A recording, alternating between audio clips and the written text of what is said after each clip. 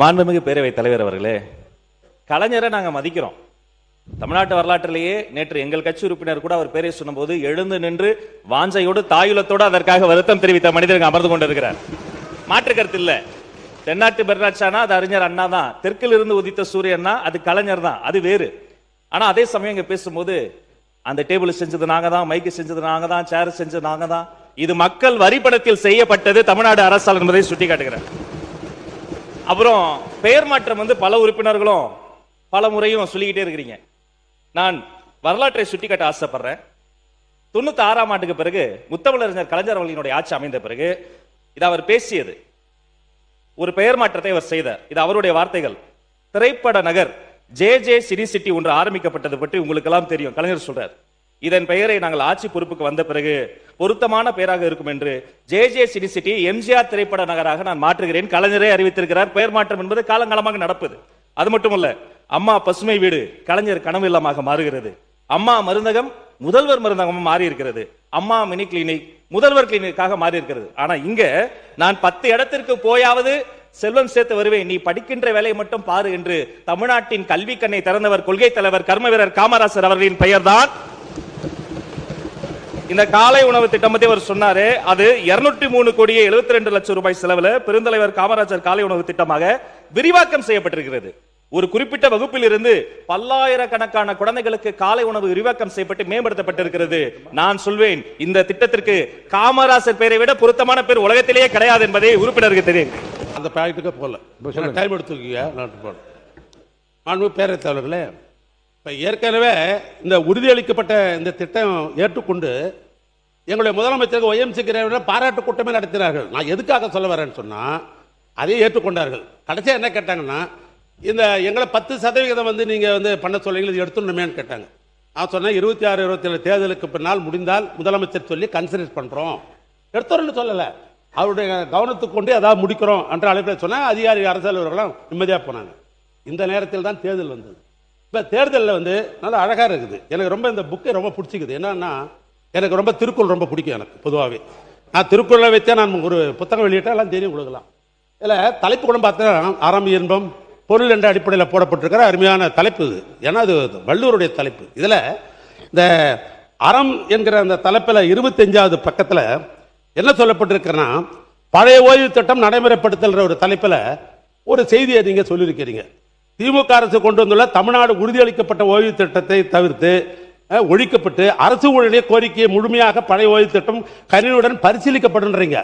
அவங்க அரசு அதிகாரிகிட்ட நேற்று நீங்கள் பேச போறீங்கன்னு சொன்ன உடனே அவங்க என்ன கேட்குறாங்க, எங்க பழைய நீங்கள் சொன்னீங்களா உறுதியளிக்கப்பட்ட திட்டம் கண்டினியூ ஆக போகுதா அல்லது பழைய ஓய்வு திட்டத்தை இந்த அரசாங்கம் கொடுக்க போறான்னு ஒரு தெளிவு இல்லாமல் இருக்கிறது. ஆனால் இதை பற்றி நீங்கள் பேசுங்க, அரசு பதில் சொல்லுவாங்கன்னு சொல்லியிருக்கிறாங்க. ஆனால் தன்னுடைய பதிலுரையிலே சம்பந்தப்பட்ட மனிதவள மேம்பாட்டுத்துறை அமைச்சர் அவர்கள் இந்த டேப் சிஸ்டம் இந்த உறுதியளிக்கப்பட்டது அது தொடருகிறதா அல்லது புதிய பழைய திட்டத்தை கொண்டு வருகிறீர்களா என்கிற தெளிவு அரசு அதிகாரிக்கு வேண்டும் என்பதை இந்த நேரத்தில் நான் உங்களுக்கு தெளிவாக தெரிவித்துக் கொள்ள விரும்புகிறேன். அதே போன்று நான் நிறைவு பண்ணிடுறேன். ஒரு 2 நிமிஷம் கொடுங்க, இதோட நிறைவு பண்ணிடுறேன். நீங்க பேசினதுல அரசு அலுவலர்கள் முன்பு எங்களுக்கு சலாம் போட்டார்கள், இப்போது உங்களுக்கு சலாம் போடு என்ற வார்த்தை அவை குறிப்பு தான் நீக்கிடுவேன். நீங்க எதை எடுத்தாலும் நியாயத்தை எடுத்துருங்க. மாண்புமிகு பேரவைத் தலைவர்களே, நாடு சுதந்திரம் அடைந்தது பின்பு இந்த தமிழ்நாட்டை மிக மிக எளிமையானவர்கள்லாம் முதலமைச்சராக இருந்தார்கள். ஓமந்தூர் ராமசாமி ரெட்டியார் செருப்பே போட மாட்டார் இந்த முதலமைச்சர். அப்படி ஒரு முதலமைச்சர். அண்ணன் கலைஞர் எல்லாமே எளிமையானவங்க தான் முதலமைச்சராக இருந்தவங்க. அப்ப ஓமந்தூர் ராமசாமி ரெட்டியார், மூதறிஞர் ராஜாஜி, பெருந்தலைவர் காமராஜர், பெரியவர் பக்தவச்சலம், பேரஞ்சர் அண்ணா, முத்தமிழறிஞர் கலைஞர், மக்கள் தலைவர் MGR, அம்மையார் ஜெயலலிதா, ஓ பன்னீர்செல்வம், எங்க ஓ பன்னீர்செல்வம், பக்கத்தில் இருக்கிற முன்னாள் முதலமைச்சர் சகோதரர் எடப்பாடி பழனிசாமி அவர்கள், எங்க தலைவர் திராவிட மாடல் ஆட்சியினுடைய தலைவர் MK ஸ்டாலின், இத்தனை முதலமைச்சர்களும் முதலமைச்சரிலிருந்து இந்த தமிழ்நாட்டுடைய பல்வேறு திட்டங்களை நிறைவேற்றி இருக்கிறார்கள். ஏழ்மையை போக்கியிருக்கிறார்கள் தலைவர், ஏழ்மையை போக்கியிருக்கிறார்கள். இன்னும் சொல்ல போனால் தமிழ்நாடு வளர்ச்சி என்று இன்றைக்கு இந்தியாவில் இருக்கிற மாநிலங்களிலேயே இன்றைக்கு முதல் மாநிலமாக தமிழ்நாடு திகழ்கிறது என்று சொல்வதற்கு இத்தனை முதலமைச்சர் அந்த அறையிலிருந்து தான் போட்டிருக்கிறாங்க. இன்னைக்கு காலையில் இந்த டைம்ஸ் ஆஃப் இந்தியா என்கிற பத்திரிகை ஒரு செய்தியை அரசினுடைய கவனத்துக்கு கொண்டு வர, வேறொன்றும் அல்ல.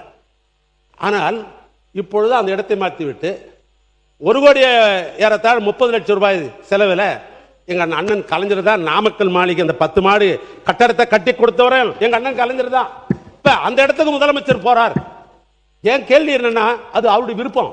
யார் எந்த அறையை வைப்பது அவருடைய விருப்பம், யார் எந்த டிரைவர் வச்சுக்கிறது என்பது அவருடைய சொந்த விருப்பம். அதில் நான் தலையிட முடியாது.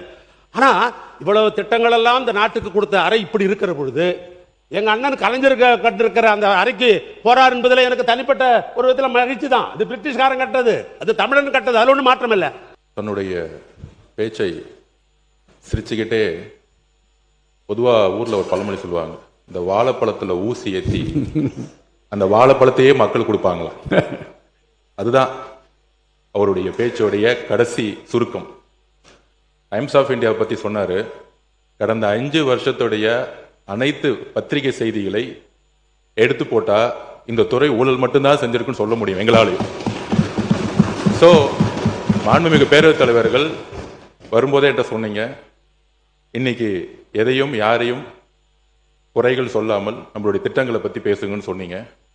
பத்திரிகை செய்திகள் தவறானது, அதுக்கான விளக்கத்தை நான் பதில் கொடுக்கிறேன். டெண்டரே இன்னும் முடியல. எங்களுடைய முதலமைச்சர் சொன்னது உண்மை. அதுல ஒன்னு சொன்னால் ஸ்கெட்யூல் ரேட் ஏன் இன்னும் அனௌன்ஸ் பண்ணலன்னு, அதுக்கும் ஒரு காரணம் இருக்கு. எங்களுடைய முதலமைச்சருடைய உரைக்கும் ஸ்கெட்யூல் ரேட் அனௌன்ஸ் பண்ணாததுக்கு ஒரு காரணம் இருக்கு. இன்னைக்கு ஸ்கெட்யூல் ரேட் அனௌன்ஸ் பண்ணோம்னா பொதுவா சிவில் ரேட்டோடைய விலைக்கு ஏற்ற மாதிரி பண்ணணுங்கிறது எங்களுக்கு தெரியும். பொதுவா 3%, 5%, 7% பொதுவா விலை ஏற்றுவார்கள்.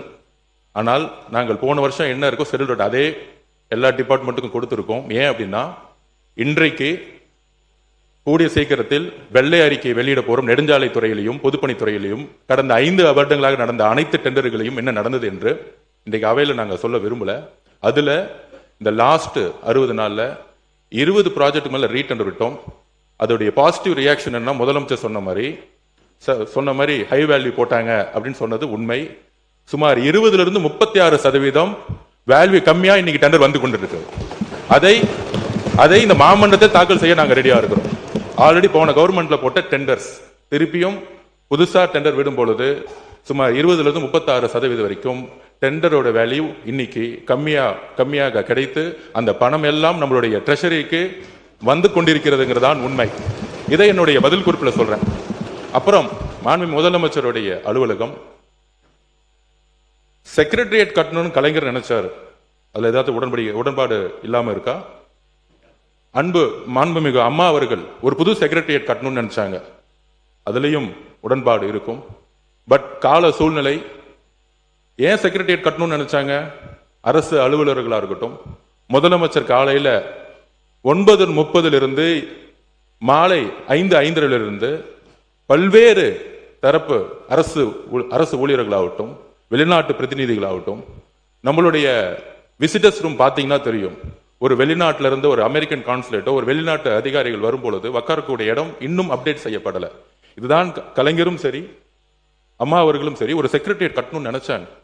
அப்ப முதலமைச்சருடைய வேலைப்பளு புதிய திட்டங்களுக்காக அவரை சுத்தி கிட்டத்தட்ட ஒரு 200 பேர் இன்னைக்கு ஒரு நியூ விஷன், ஒரு புதிய மாற்றத்தை உருவாக்க, ஒரு நியூ ரீஸ்ட்ரக்சருக்காக தன்னுடைய அலுவலகத்தை எல்லோரும் அமரக்கூடிய முதலமைச்சர் தான் மட்டும் நல்ல ரூம்ல உட்கார்ந்தா பார்த்தாது. அங்க இருக்கக்கூடிய நீங்க பாத்தீங்கன்னா தெரியும். இப்ப கூட நீங்க உள்ள வரலாம்.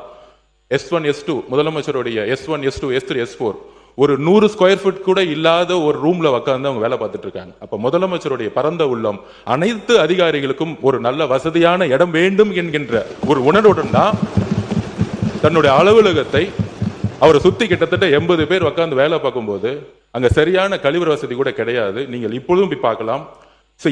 இதற்காக தற்காலிகமாக ஒரு ஏற்பாடுக்காக தான் இந்த இடத்தை மாத்துறாங்களே தவிர இதை மற்ற உறுப்பினர்கள் சொல்லும் போது கூட இது ஒரு அவருடைய வசதிக்கோ அவருடைய தேவைக்கோ அவர் கிடையாது. அவரு இன்னைக்கும் சொல்றோம், நாங்க கேம்பெயின் போகும்போது ஒரு சாதாரண ஹோட்டல்ல ஏன் வண்டிலேயே வேன்லயே படுத்துட்டு சாப்பிட்டு அங்கேயே ஒரு 2 மணி நேரம் இருந்துட்டு போறக்கூடிய ஒரு எளிமையான முதல்வர் எங்களுடைய முதல்வர். அதனால இந்த தவறான தகவல்களை அவைக்கு எதுவும் தெரிவிக்க வேண்டும் சொல்கிறேன். மித்த எல்லா கேள்விகளுக்கும் என்னுடைய பதிலறிவில் நான் தெரிவிக்கிறேன்.